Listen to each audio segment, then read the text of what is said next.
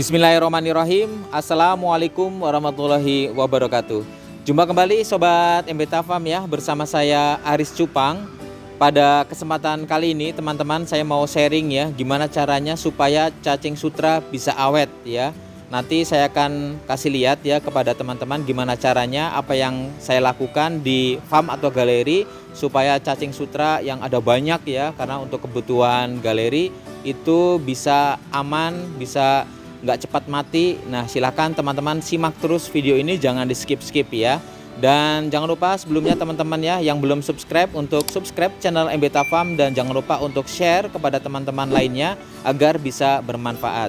Nah, silahkan teman-teman disimak video ini selengkapnya ya.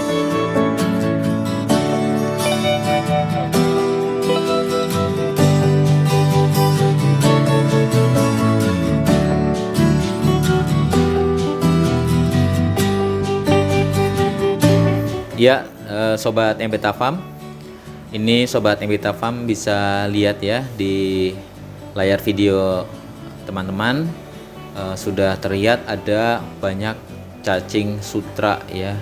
Ini jumlahnya lebih dari 10 gelas ya. Jadi ini kita pakai ember baskom kotak ya, yang ukurannya itu 50 x 40 cm.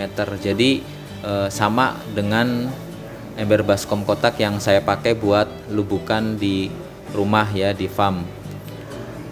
Kenapa sih pakai tempat yang seperti ini? Supaya tujuannya itu luas teman-teman ya, luas, karena yang dibutuhkan untuk cacing sutra itu adalah luas, bukan tinggi ya. Jadi tingginya pendek aja nggak apa-apa, yang dibutuhkan adalah luas. Jadi kalau cacing sutranya teman-teman itu lebih banyak, berarti tempatnya harus lebih luas. Itu ya teman-teman, poinnya yang pertama harus tempat yang luas. Yang kedua, tempatnya itu pendek aja nggak apa-apa ya, dikasih air dengan ketinggian ya, jangan terlalu dalam, tapi menyesuaikan dengan ketinggian cacing sutranya teman-teman. Jadi misalnya cacing sutranya teman-teman itu kalau ditaruh tempat yang teman-teman punya itu tingginya hanya 3 cm ya, ngasih airnya sekitar 3 cm atau 4 cm aja. Tapi misalnya agak banyak ya, sampai 5 cm, itu bisa dikasih air sampai 6 cm. Tapi saran saya sih jangan sampai ketinggian 6 cm cacingnya ya, karena nanti yang di bawah itu biasanya banyak yang mati ya. Usahakan itu di bagian pinggir-pinggirnya ya, itu nggak terlalu kepenuhan teman-teman ya. Soalnya kalau bagian pinggirnya itu kepenuhan, berarti kan dia akan menumpuk ke atasnya. Jadi pastikan supaya luas dan bagian pinggir-pinggirnya itu masih tersisa begitu, dan dikasih air ya dengan ketinggian menyesuaikan dengan ketinggian cacing sutranya. Terus yang ketiga, supaya cacing sutranya itu awet teman-teman ya, dikasih air yang mengalir. Nah, ada dua opsi, bisa teman-teman pakai air dari sumur diteteskan seperti itu ya, cuman resikonya boros air ya. Atau teman-teman bisa pakai air rotasi. Air rotasi itu sih apa Om ya? Jadi air rotasi itu, jadi kita menyiapkan tempat ya, penampungan air ya yang banyak. Kemudian air itu kita pompa ya dengan pompa air untuk dialirkan lagi ke tempat penampungan cacing sutra. Nah, nanti terus air dari cacing sutra mengalir lagi ke tempat penampungan. Jadi airnya akan berotasi seperti itu terus ya. Kalau misalnya nanti airnya sudah kelihatan keruh, diganti teman-teman ya. Nah, kalau di galeri saya Tuku Gao Aquatic itu kita air rotasinya pakai air dari selokan, yang dimana air di selokan ini sudah kita bikin sistem filtrasi sehingga airnya itu akan selalu bersih dan bening. Nah, ini kita putar terus untuk mengaliri air di bak penampungan cacing sutra ini. Jadi dia akan terus berputar terus, dan alhamdulillah ini awet teman-teman ya.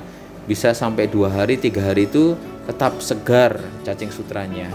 Nah, teman-teman bisa lakukan langkah seperti itu ya. Jadi disiapkan tempat penampungan air, kemudian juga ada tempat untuk naruh cacing sutranya ya. Nanti dirotasi terus menggunakan pompa air ya. Cuman memang cara ini membutuhkan listrik di pompa air ya. Pompa air itu sekitar, kalau yang buat akuarium itu paling hanya sekitar 20 sampai 30 watt saja ya teman-teman ya. Beda dengan pompa air yang besar itu yang buat nyedot sumur itu mungkin gede ya, tapi kalau yang untuk akuarium itu nggak terlalu besar. Itu saja sudah cukup kok. Sobat MBeta Farm ya, jangan lupa untuk subscribe channel MBeta Farm ya kalau teman-teman belum subscribe, dan jangan lupa juga untuk follow Instagram saya yaitu @cupangpurwokerto. Jangan lupa juga untuk add pertemanan saya di Facebook yaitu Aris Cupang. Seumpama teman-teman punya pertanyaan atau hal yang ingin dibahas, silakan saja teman-teman komentar di video ini. Hal-hal apa saja yang ingin teman-teman bahas, nanti kita akan coba bahas buat teman-teman. Kemudian yang keempat, cacing sutra ini harus selalu dibersihkan teman-teman ya. Jadi teman-teman itu nanti kalau misalnya dibuka, diangkat ya, ini lapisan cacing sutranya, di bagian bawah itu ada kotorannya.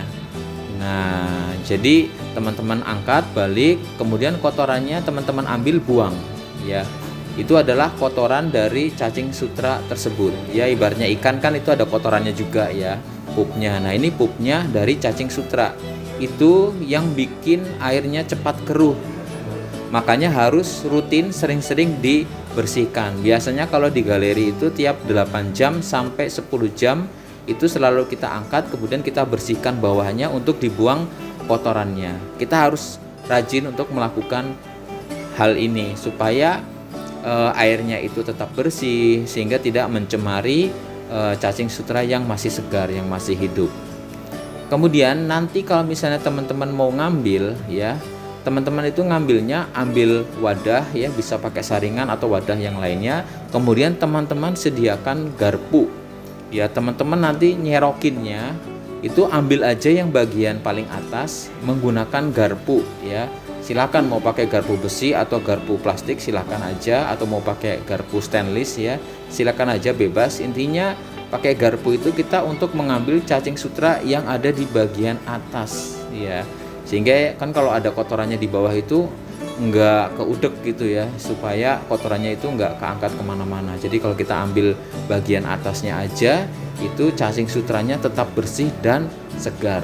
Nah, walaupun sudah bersih dan segar, saran dari saya cacing sutranya teman-teman rendam dulu dengan methylene blue ya, dengan air biru, supaya bakteri ataupun kuman yang ada dalam cacing sutra itu bisa mati ya. Jangan langsung dikasihkan karena khawatirnya bok cacing sutranya ini ada penyakitnya atau gimana, kan kita tidak tahu ya. Jadi dibersihkan terlebih dahulu. Baik, Sobat MBeta Farm, itu tadi penjelasan dari saya bagaimana caranya supaya cacing sutra bisa awet, tahan lama, tidak cepat mati. Silahkan teman-teman ya dijalankan ya, dilaksanakan sharing atau tips dari saya. Tapi misalnya teman-teman punya cara lainnya yang lebih simpel atau mungkin lebih baik, silahkan teman-teman bisa komentar ya di video ini supaya saya dan juga teman-teman lainnya bisa menyimak ya. Terima kasih sudah menyaksikan. Wassalamualaikum warahmatullahi wabarakatuh.